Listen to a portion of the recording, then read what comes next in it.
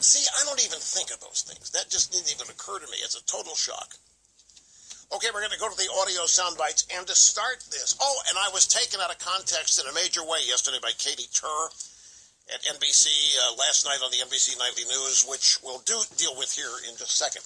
But first, yesterday on this program, I discussed the 1980 election, Ronaldus Magnus and Jimmy Carter. And in it, I described the election night coverage that night and how I will never forget it, because this was the election that they called it for Reagan before California had even closed the polls. It was such a landslide. Yet, the last polling data going into the election in 1980 had Jimmy Carter winning by 9 points. And so Cookie went back to the archives and got a bunch of audio from John Chancellor, Judy Woodruff, Tom Brokaw, and David Brinkley on NBC's election night coverage of 1980, simply because of the way I had described it yesterday. It was even discussed on Fox and Friends today. So we'll start with those two just to set it up. Here first is Brian Kilmeade from This Morning, audio soundbite number 4. Rush Limbaugh, the most impactful radio host in the history of man, weighed in. Polling data in 1980 had Jimmy Carter 9 points, winning by 9 points 4 or 5 days out.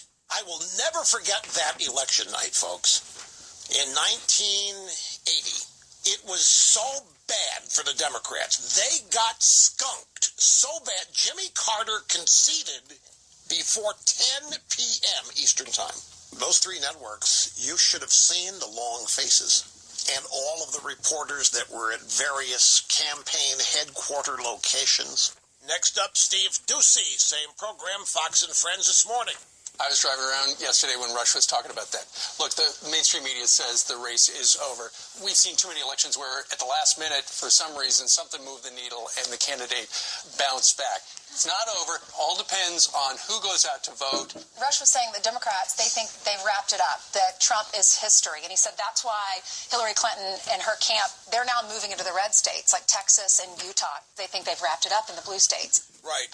They're either doing that for psychological purposes, or they actually think they've won, and now they're heading in there to try to sew up the House and Senate. So, this is a treat, folks. I'm happy to be able to share this with you. Election night coverage, November 4th, 1980. NBC. We start with the late John Chancellor. John Chancellor, as Tom Brokaw pronounced his name, John Chancellor. John Chancellor was an anchor, and then he became one of these anchors emeritus, retired but always around during the big events. Then he became a commentator, threw his opinion in there when it was identified as he always threw his opinion in there, but they gave him the opportunity to say this is his opinion later on. But this is in the meat of his career where he is anchoring and reporting and all that. And our first soundbite is with John Chancellor. Good evening and welcome to NBC News' coverage of the 1980 presidential election. Our team of correspondents, analysts, pollsters, and commentators is assembled here in New York and around the country to see if Jimmy Carter can win re-election or if Ronald Reagan will be going to the Oval Office. We have been polling around the country in the key states, NBC News and the Associated Press, and what we're learning in the key states is that makes us believe that Ronald Reagan will win a very substantial victory tonight. Very substantial. That's our belief as of the moment based on polls in key states. That was how coverage opened. And he was talking about the exit polls. AP and the networks all combined to pay for and conduct the exit polls back in 1980. And it's still the case pretty much so today. But how rare is it to have the election night coverage kick off with, folks, it looks bleak out there if you're a Jimmy Carter fan. You're learning here in our research, in our election polling out there, makes us believe that Ronaldus Magnus will win a very substantial victory tonight. Very substantial.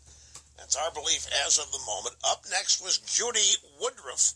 She, at the time, was the White House correspondent for NBC News, which means that she was very, very tight with the Carter administration people. The only way to describe the mood here at the White House, John, is just to say that it's very sad.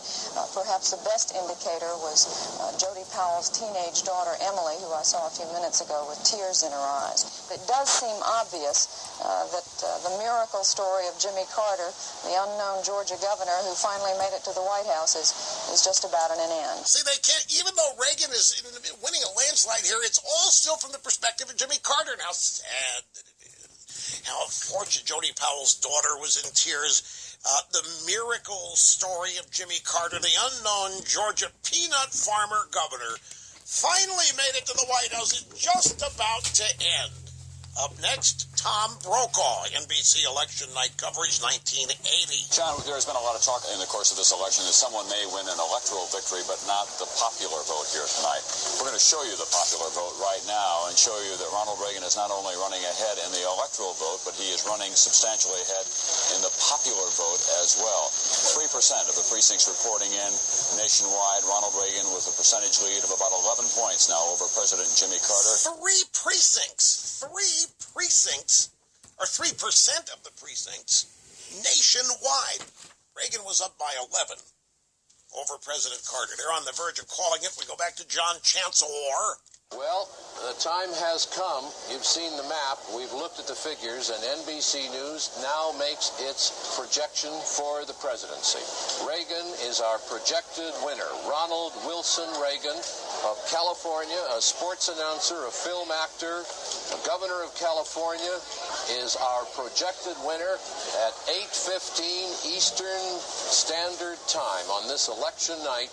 It certainly is 8:15 on election night. This race has been volatile, fluid, mercurial, whatever, but I don't think anyone anticipated that it eventually would become a floodgate. I can't help but recall in 1966 riding around in a Greyhound bus with him as he was trying to win the Republican nomination for governor of California, and a lot of people were laughing at him then in 1966, and they have learned in every election in which he's been involved, never laugh at the chances of Ronald Reagan. To hear 8:15, folks, an hour and 15 minutes after they went on the air, it's over.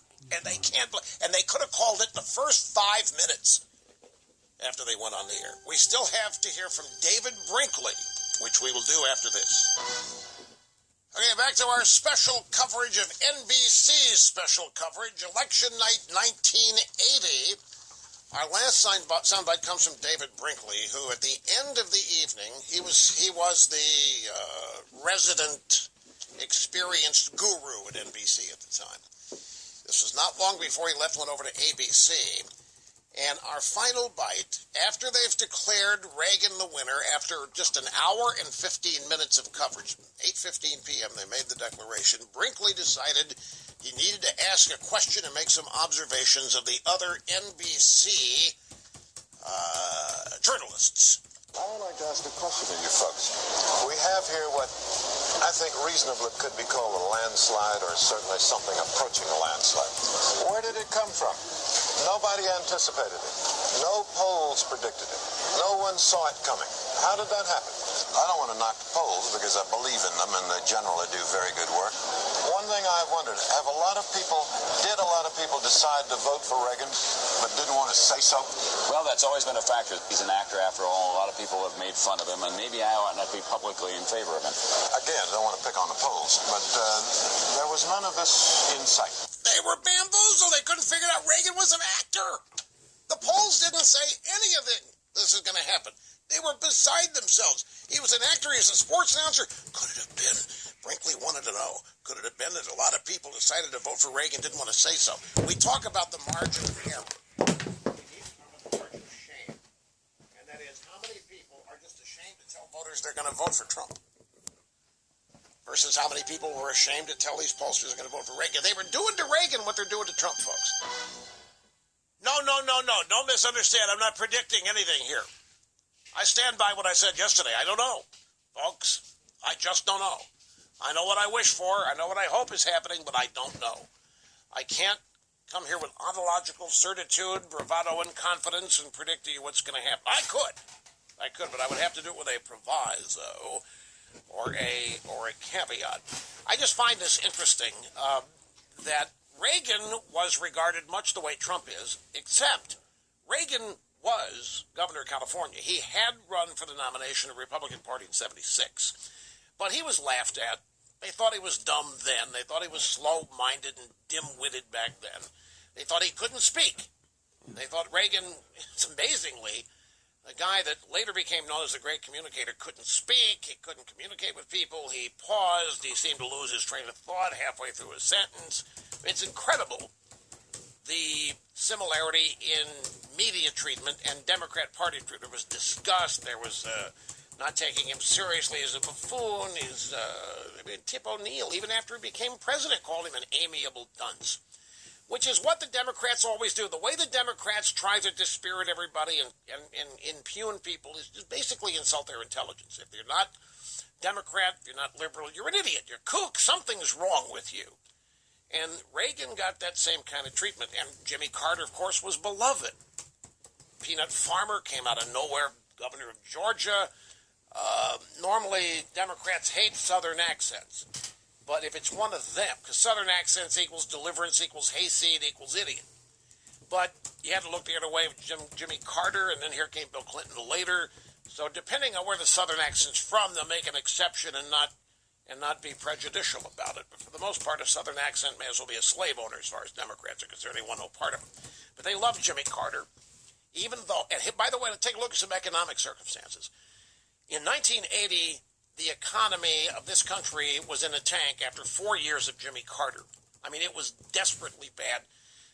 Unemployment was sky high. Interest rates, unlike today, were sky high. 14% interest rate on a mortgage, for example. 18% on a car loan. It was incredible. There was Reagan and Carter had seen us through a couple of near depression recessions. All of this coming out of Watergate, which happened in 1972. We had energy crisis after energy crisis. We had gasoline lines at gas stations. We had the price of gasoline was skyrocketing. Percentage basis had a genuine impact on people's standard of living, and they couldn't find work. The welfare state was still the welfare state, but we didn't have anywhere